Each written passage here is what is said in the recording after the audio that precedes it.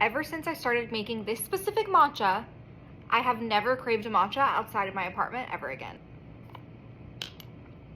So good. This is my Alfred's matcha. I obviously brought this with me from LA to New York because I'm obsessed with this matcha. Best one I've ever tried. I did 1 teaspoon of matcha in here. My water is boiled, and before I start whisking it, I'm actually gonna do the milk first. Favorite milk by far is the vanilla almond malt. Never not have this in this apartment.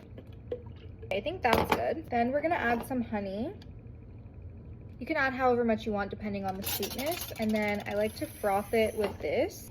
I feel like this is the only thing that actually dissolves the honey into the cold milk. I think that's good.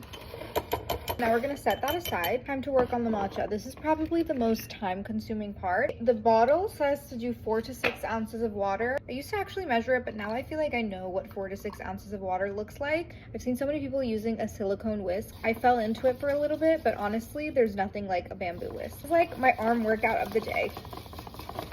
You need to whisk super hard in circles like this. You need to whisk super hard in circles like this, but also in like zigzag motions. I feel like that really helps with the froth.